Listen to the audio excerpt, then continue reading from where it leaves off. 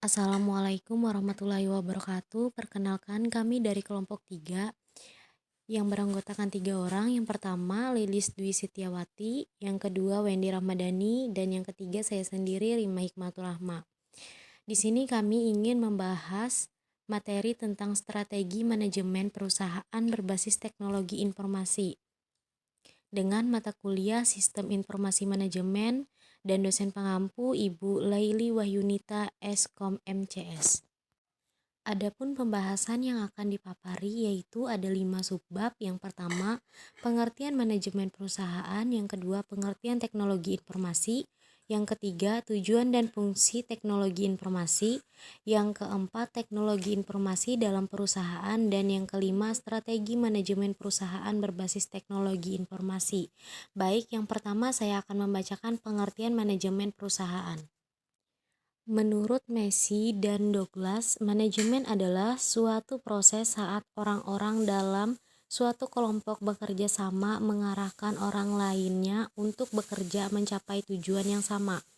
Manajemen adalah pengaturan, perencanaan, pengarahan, pengorganisasian, serta pengendalian suatu aktivitas dalam rangka mencapai tujuan bersama.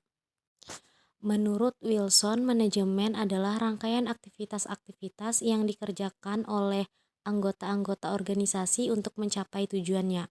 Selanjutnya, menurut Kons, menyatakan bahwa manajemen adalah seni yang paling produktif selalu didasarkan pada pemahaman terhadap ilmu mendasarnya.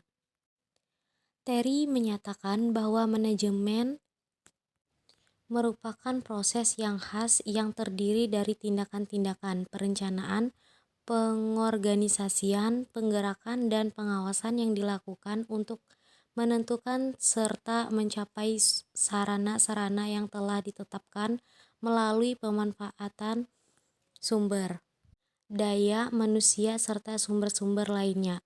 Pengertian ini, manajemen seringkali berbeda penjelasan dan mempunyai sudut pandang yang berbeda dari para ahli. Pengertian yang kedua yaitu pengertian teknologi informasi. Teknologi adalah suatu pengetahuan yang ditunjukkan untuk menciptakan alat tindakan pengolahan dan ekstra data.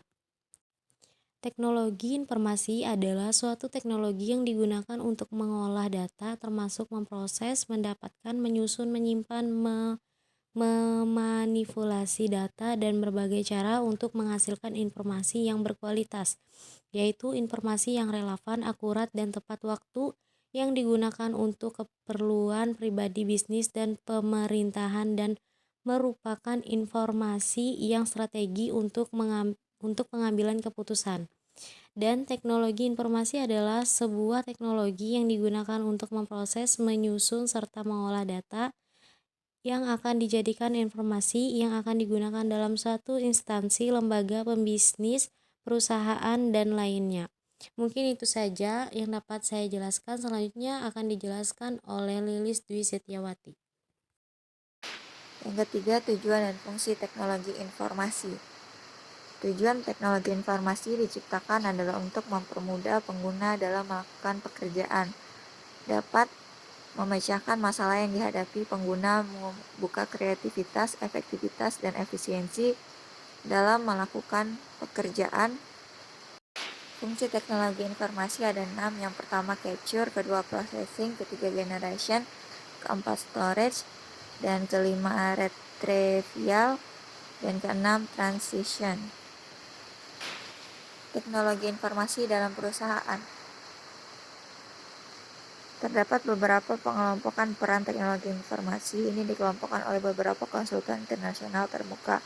Perannya yaitu cost center, profit center, investment center, dan service center.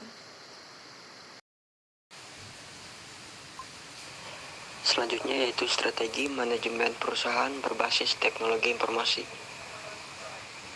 Dalam mengelola suatu perusahaan berbasis teknologi informasi, maka perusahaan diharapkan dapat menghasilkan suatu produk atau jasa yang cheaper, better, dan faster.